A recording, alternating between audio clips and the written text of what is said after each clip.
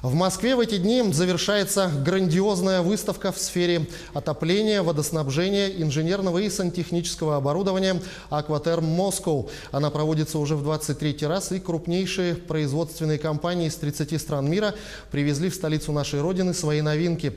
Впервые в этом представительном форуме участвуют наши земляки.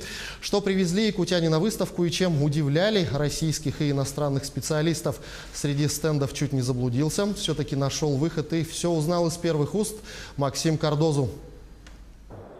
Масштабы выставки «Aquaterm Moscow» действительно поражают. 770 предприятий со всего света привезли сюда свою продукцию.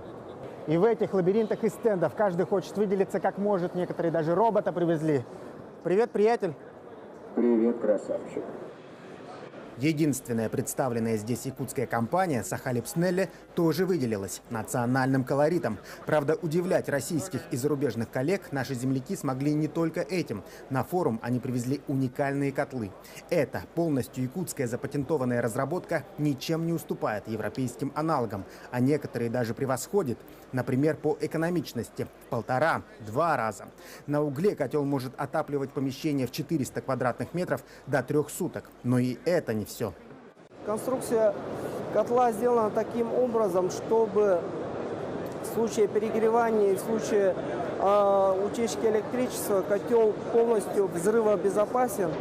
И в конструкции котла предусмотрены предохранительные клапаны, которые в случае нагрева воды сбрасывают.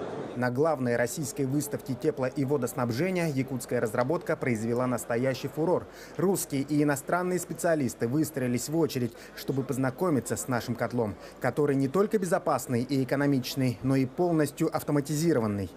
Все основные узлы продуманы. Видно, что вы поработали, учли недостатки предыдущих конструкций.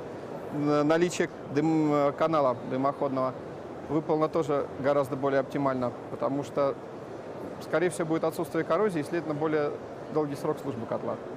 Компания «Сахалипснелли» появилась 7 лет назад, и наладить собственное производство ей удалось на базе технопарка «Якутия» в Кангаласах. Сегодня производство быстро развивается, и, можно сказать, вскоре о ноу-хау по-якутски смогут узнать не только в селах нашей республики, но и по всему миру. Максим Кардозу, Евгений Воронкин, Москва, для Якутии 24.